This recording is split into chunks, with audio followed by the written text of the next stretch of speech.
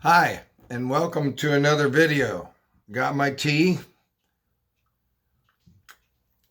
keep my throat coated a little bit, and haven't done a video for a while, but I thought I'd do one this week.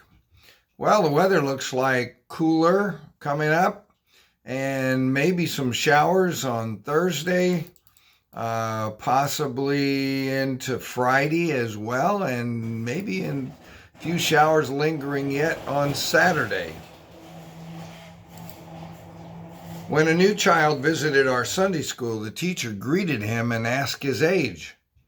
The little boy held up 4 fingers. "Oh, you're 4," said the teacher. "And when will you be 5?" Child stared at her and after a few seconds replied, "When I hold up the other finger." The banker was out on a sailboat with a friend, and the wind caught him and he fell overboard. The friend grabbed the life preserver, held it up.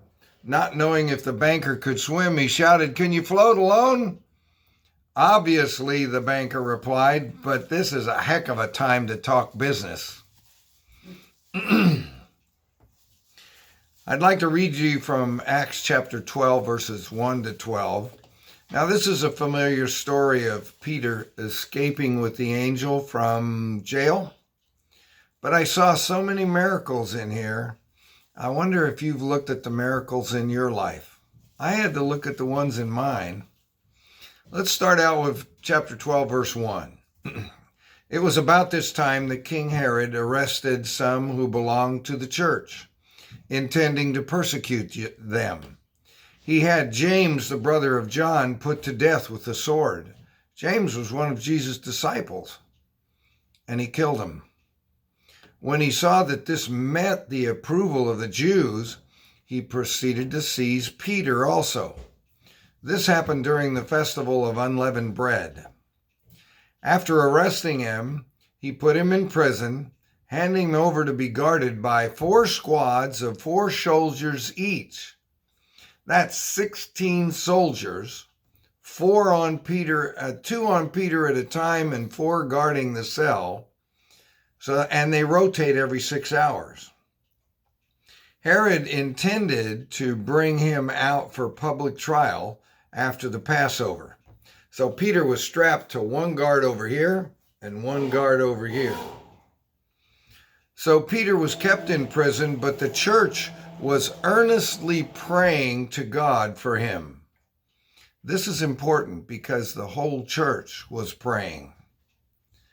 The night before Herod was to bring him to trial, Peter was sleeping between 2 soldiers, bound with 2 chains, and 2 sentries stood guard at the entrance. Suddenly, an angel of the Lord appeared and a light shone in the cell. Remember, this is a dark cell and probably didn't have much of a window either. He struck Peter on the side and woke him up. "Quick, get up," he said, and the chains fell off his wrists. You know, Pastor Mike has always talked about the chains we carry around in our life that hold us down. God can remove those chains. God can pick those burdens up and release them for you. Give them over to God and he'll carry your burdens, your worries, and your cares. Then the angel said to him, "Put on your clothes and sandals," and Peter did so. "Wrap your cloak around you and follow me," the angel told him. Peter followed him out of the prison, but he had no idea what the angel was doing and what was really happening. He was still in a daze, probably. He thought he was seeing a vision. They passed by the 1st and 2nd guards, and they came to the iron gate leading to the city. You know, Peter wasn't sure what was happening here. And the guards, were they sleeping? Did the angel make them close their eyes while they walked by? Maybe the angel even made them invisible while they walked by. Who knows? We don't know. But Peter really thought he was having a dream.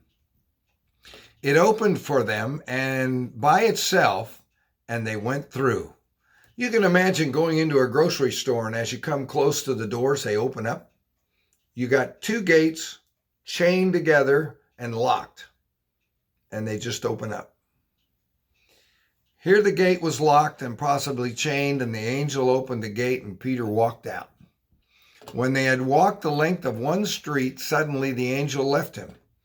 You know, many of us worry about these iron gates in our life before we ever get to whatever it is.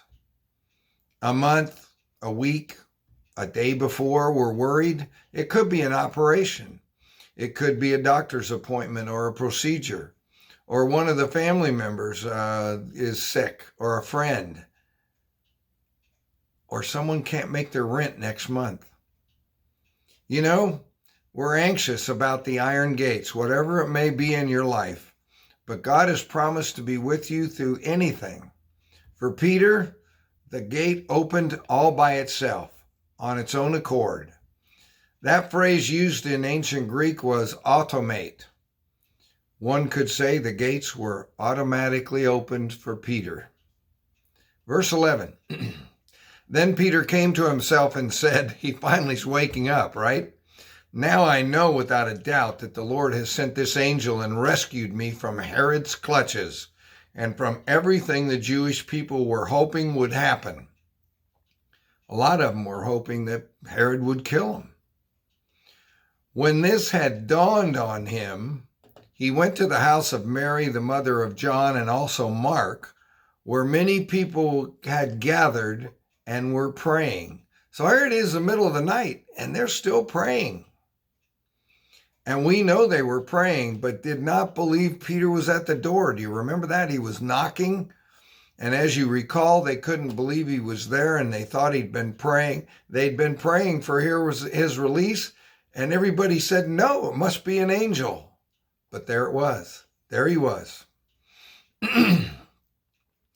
You know, there are many miracles. As the story goes on, Peter tells them how he got out and asks them to tell all the rest of the disciples. But there are many miracles in this story. When I read it, I looked at my own life to see how many miracles there were as well. I want to list a few. The light in the dark cell. The guards didn't wake them up. The angel talking to Peter and touching him and waking him up. The guards didn't hear him. The chains falling off. Another miracle. And the guards didn't wake up. And then walking past the other guards. How'd they do that? It's a miracle. Without being noticed. Then the doors to the prisons opening up like your grocery store doors. How could that have happened without God's intervention? Have you looked back over your own life to see miracles and when they happened?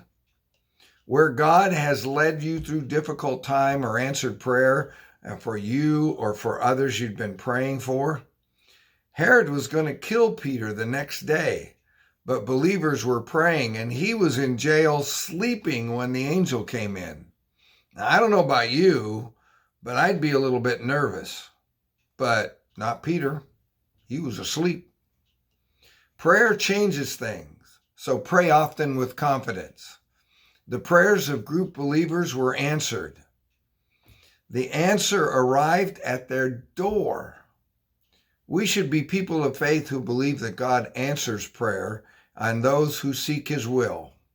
When you pray, believe you will receive an answer.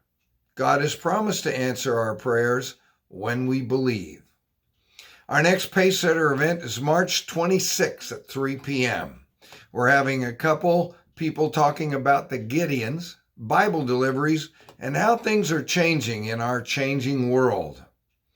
Now, there's going to be a chili cook-off at Main Street on March 20th.